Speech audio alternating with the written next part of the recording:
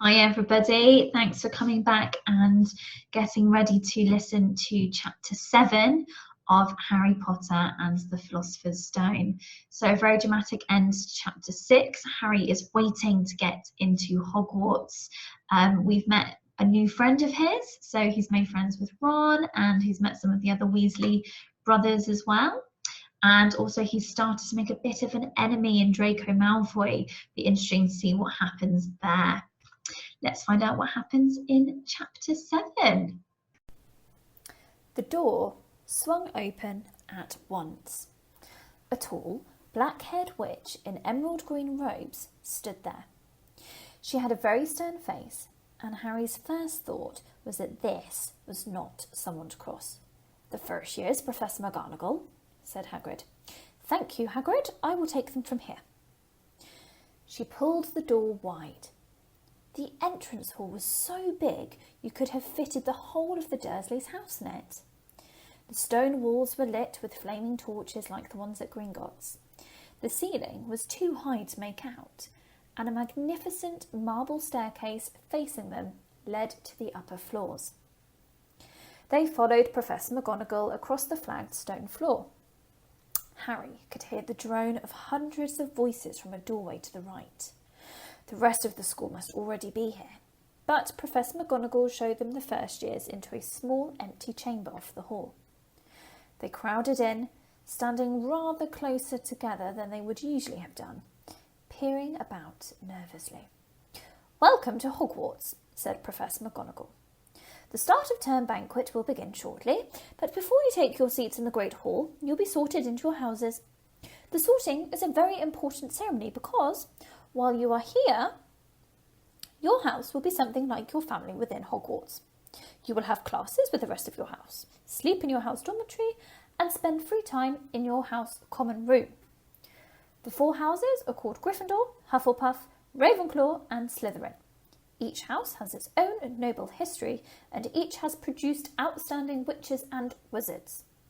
While you are at Hogwarts, your triumphs will earn your house points, while any rule breaking will lose house points.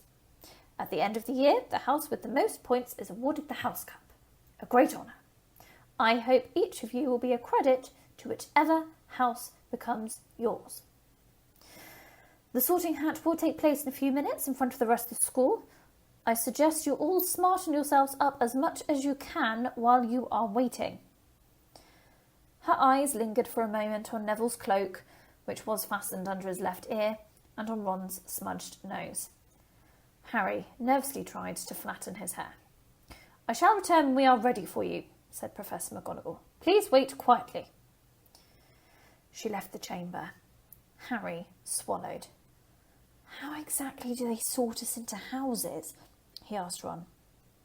"Some sort of test, I think. Fred said it hurts a lot, but I think he was joking." Harry's heart gave a horrible jolt. A test?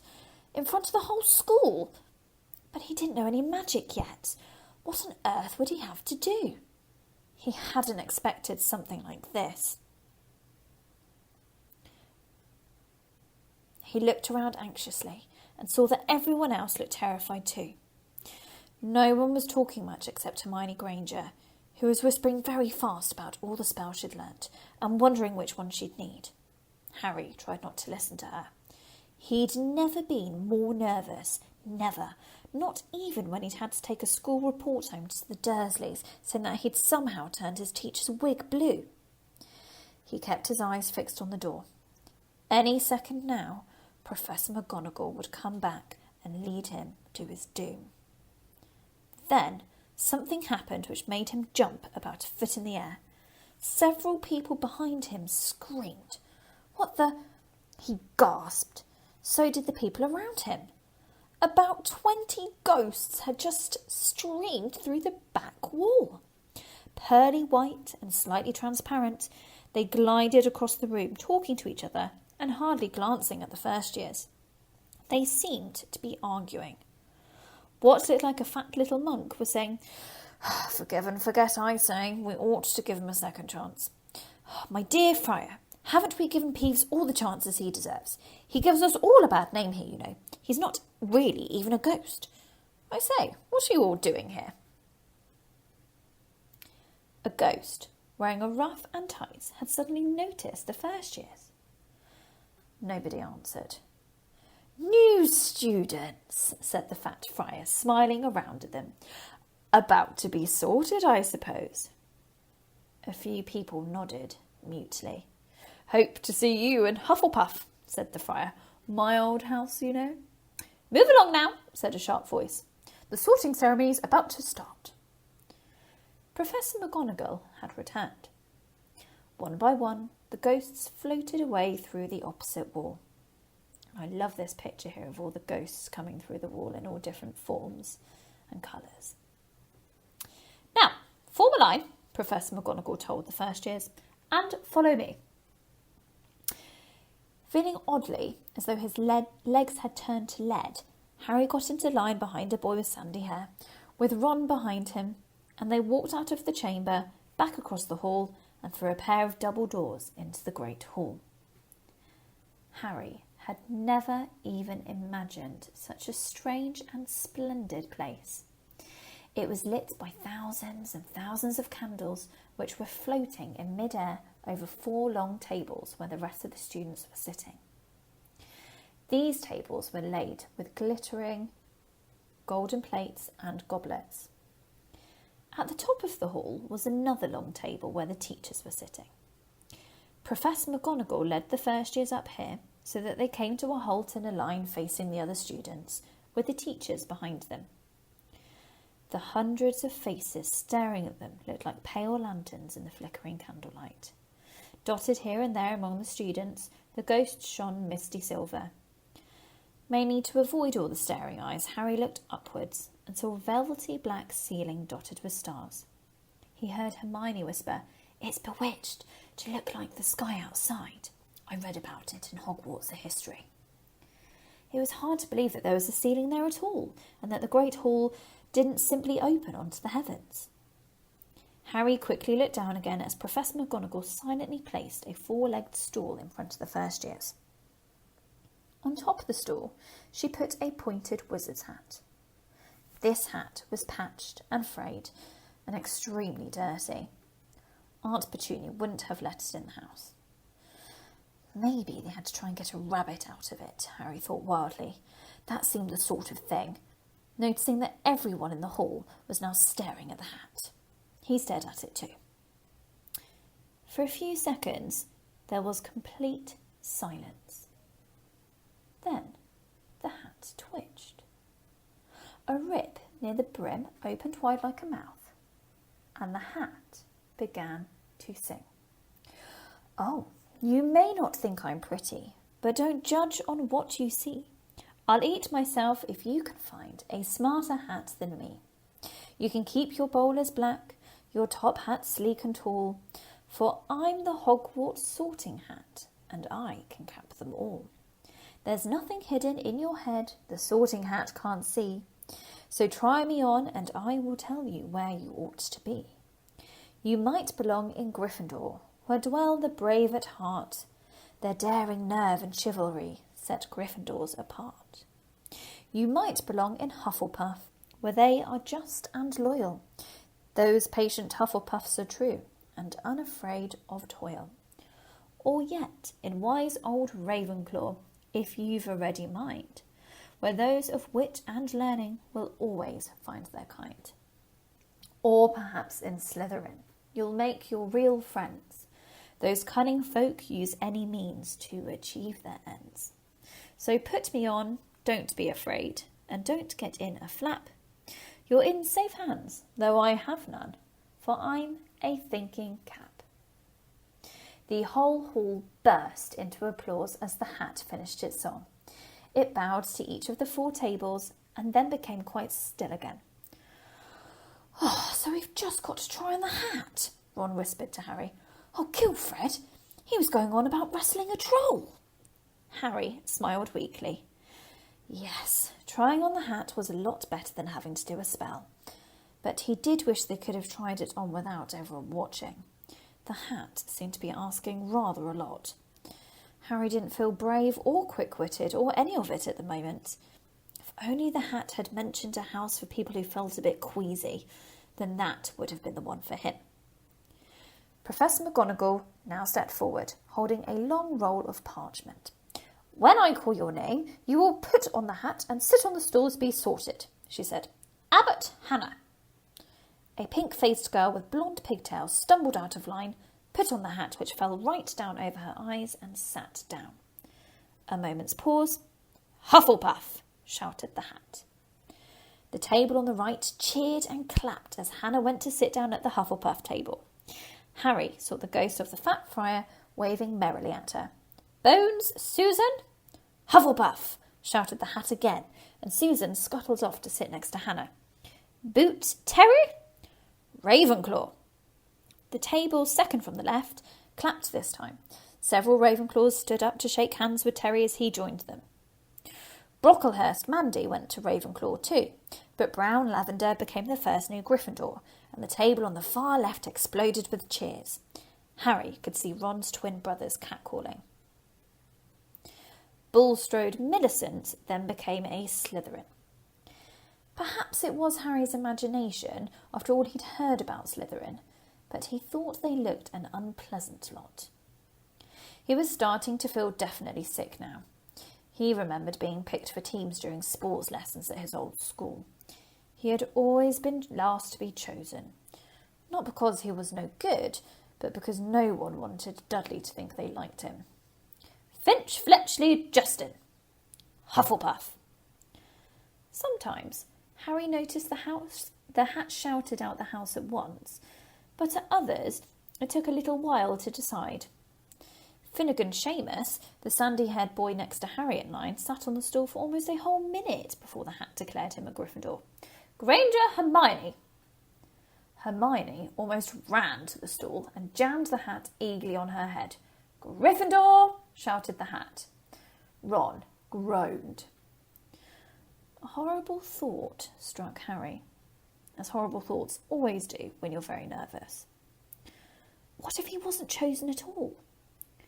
What if he just sat there with a hat over his eyes for ages until Professor McGonagall jerked it off his head and said there had obviously been a mistake and he'd better get back on the train? When Neville Longbottom, the boy who kept losing his toad, was called, he fell over on his way to the stool. The hat took a long time to decide with Neville. When it finally shouted, "Gryffindor!" Neville ran off still wearing it, and had to jog back amid gales of laughter to give it to McDougal Morag.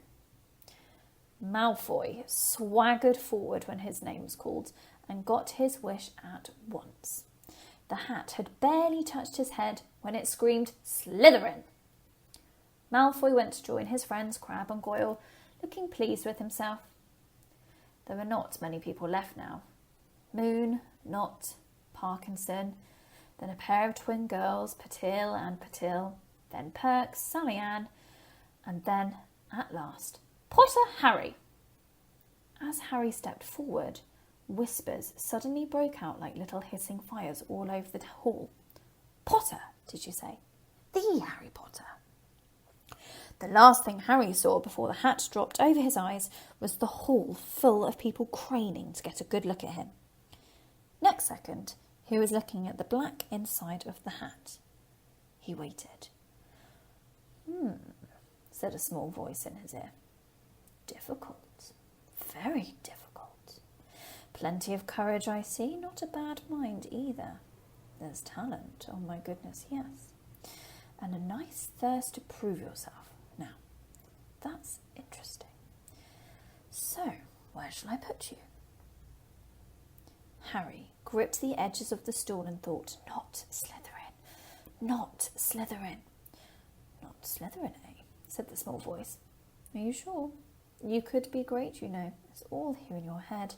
And Slytherin will help you on the way to greatness, no doubt about that. No? Well, if you're sure. Better be Gryffindor." Harry heard the hat shout the last word to the whole hall. He took off the hat and walked shakily towards the Gryffindor table. He was so relieved to have been chosen and not put in Slytherin. He hardly noticed that he was getting the loudest cheer yet. Percy the prefect got up and shook his hand vigorously, while the Weasley twins yelled, "We got Potter! We got Potter!" Harry sat down opposite the ghost in the ruff he'd seen earlier. The ghost patted his arm, giving Harry the sudden horrible feeling he just plunged it into a bucket of ice-cold water. He could see the high table properly now. At the end, nearest him sat Hagrid, who caught his eye and gave him the thumbs up. Harry grinned back. And there, in the centre of the high table, in a large gold chair, sat Albus Dumbledore. Harry recognised him at once from the card he'd got out of the chocolate frog on the train. Dumbledore's silver hair was the only thing in the whole hall that shone as brightly as the ghost's. Harry spotted Professor Quirrell too, the nervous young man from the leaky cauldron. He was looking very peculiar in a large purple turban. And now there were only 3 people left to be sorted. Turpin Lisa became a Ravenclaw, and then it was Ron's turn. He was pale green by now. Harry crossed his fingers onto the table, and a second later the hat had shouted, "Gryffindor!" Harry clapped loudly with the rest as Ron collapsed into the chair next to him. "Well done, Ron, excellent," said Percy Weasley pompously across Harry as Zambini Blaze was made a Slytherin. Professor McGonagall rolled up her scroll and took the sorting hat away. Harry looked down at his empty gold plate. He had only just realised how hungry he was. The pumpkin pasty seemed ages ago. Albus Dumbledore had got to his feet. He was beaming at the students, his arms opened wide, as if nothing could have pleased him more than to see them all there. "Welcome," he said. "Welcome to a new year at Hogwarts. Before we begin our banquet, I would like to say a few words. And here they are. Nitwit, Blubber, Oddment, Tweak. Thank you." He sat back down. Everybody clapped and cheered. Harry didn't know whether to laugh or not. "Is he a bit mad?" he asked Percy uncertainly. "Mad?" said Percy airily. "He's a genius, best wizard in the world, but he is a bit mad, yes. Potatoes, Harry." And here we have the sorting hat on Harry's head, talking away. I like how it's been made out of lots of different fabric, all sewn together.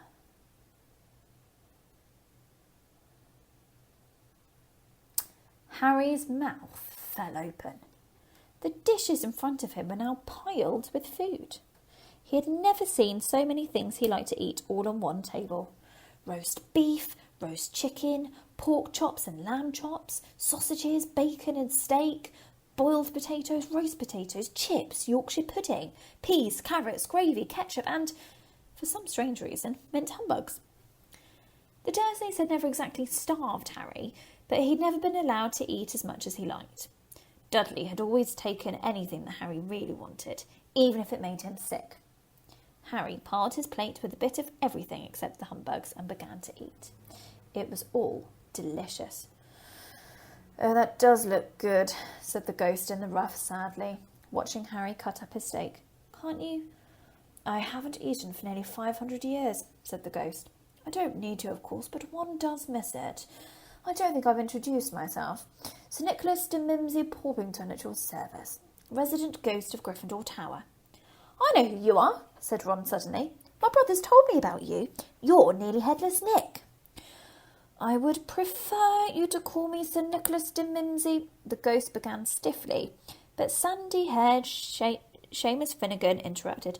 "Nearly headless? How can you be nearly headless?" Sir Nicholas looked extremely miffed, as if their little chat wasn't going at all the way he wanted. "Like this," he said irritably. He seized his left ear and pulled. His whole head swung off his neck and fell onto his shoulder as if it was on a hinge. Someone had obviously tried to behead him, but not done it properly. Looking pleased at the stunned looks on their faces, Nearly Headless Nick flipped his head back onto his neck, coughed and said, "So, new Gryffindors, I hope you're going to help us with the House Championship this year. Gryffindor have never gone so long without winning." And there we can see Professor Quirrell. Slytherin has got the cup 6 years in a row. The bloody Baron's becoming almost unbearable. He's the Slytherin ghost. Harry looked at the Slytherin table and saw a horrible ghost sitting there with blank staring eyes, a gaunt face and robes stained with silver blood. He was right next to Malfoy, who, Harry was pleased to see, didn't look too pleased with the seating arrangements. "How come he's covered in blood?" asked Seamus with great interest. "I've never asked," said Nearly Headless Nick delicately. When everyone had eaten as much as they could, the remains of the food faded from the plates, leaving them sparkling clean as before. A moment later, the puddings appeared. Blocks of ice cream in every flavour you could think of, apple pies, treacle tarts, chocolate eclairs, and jam donuts, trifles, strawberries, jelly, rice pudding. As Harry helped himself to a treacle tart, the talk turned to their families. "I'm half and half," said Seamus. "Me dad's a muggle. Mum didn't tell him she was a witch till after they were married. Bit of a nasty shock for him." The others laughed. "What about you, Neville?" said Ron. "Well, my gran brought me up and she's a witch," said Neville. "But the family thought I was all muggle for ages. My great-uncle Algy kept trying to catch me off my guard and force some magic out of me. He pushed me off the end of Blackpool Pier once. I nearly drowned. But nothing happened until I was 8. Great-uncle Algy came round for tea, and he was hanging me out of an upstairs window by the ankles when my great-auntie Enid offered him a meringue, and he accidentally let go. But I bounced all the way down the garden and into the road. They were all so really pleased. Gran was crying, she was so happy. And you should have seen their faces when I got in here. They thought it might not be magic enough to come, you see. Great-uncle Algy was so pleased he bought me my toad." On Harry's other side, Percy, Weasley and Hermione were talking about lessons. "Oh, I do hope they start straight away. There's so much to learn. I'm particularly interested in transfiguration, you know, turning something into something else. Of course, it's supposed to be difficult. You'll be starting small, just matches into needles and that sort of thing." Harry, who was starting to feel warm and sleepy, looked up at the high table again. Hagrid was drinking deeply from his goblet. Professor McGonagall was talking to Professor Dumbledore. Professor Quirrell in his absurd turban was talking to a teacher with greasy black hair, a hooked nose and sallow skin.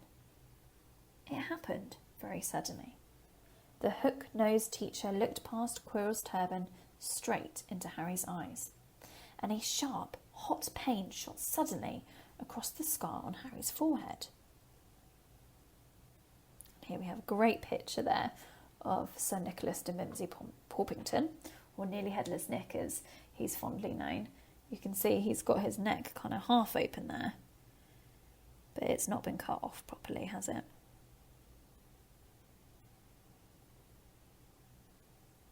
"Ouch!"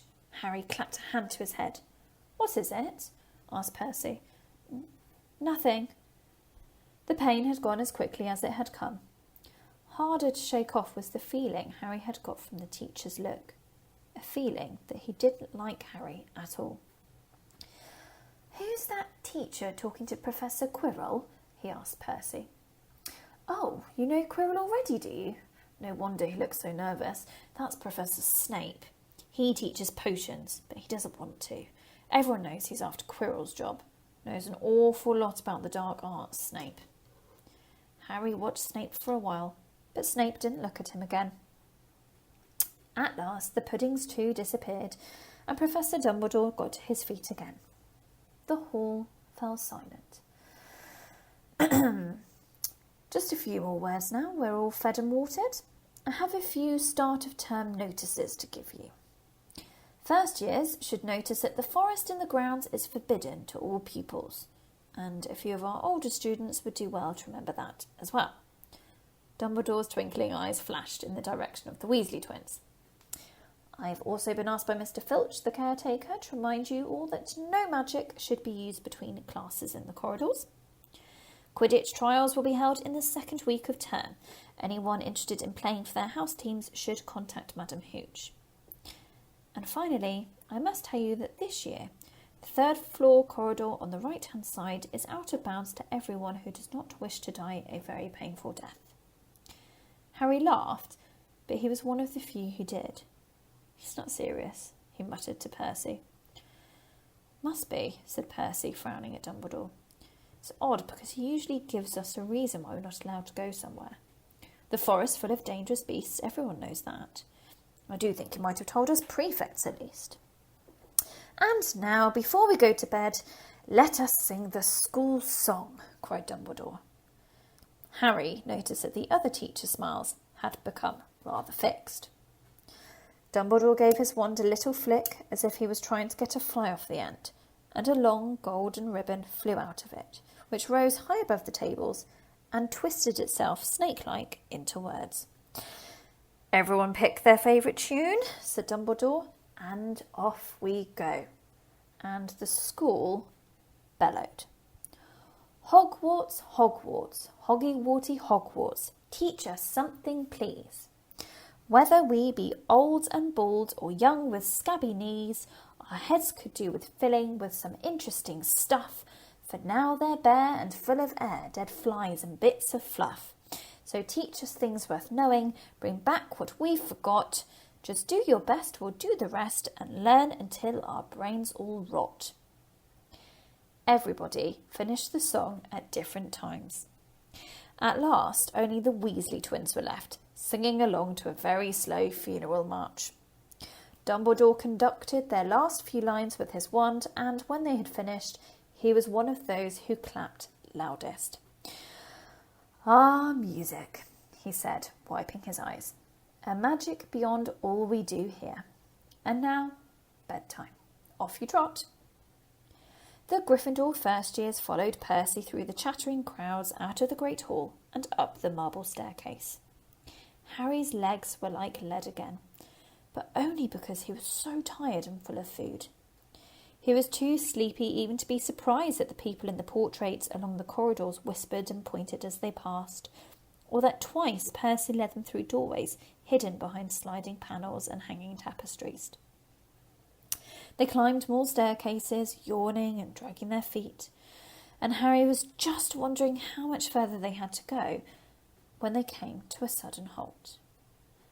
A bundle of walking sticks was floating in mid-air ahead of them, and as Percy took a step towards them, they started throwing themselves at him. "Peeves," Percy whispered to the first year. "A poltergeist." He raised his voice. "Peeves, show yourself."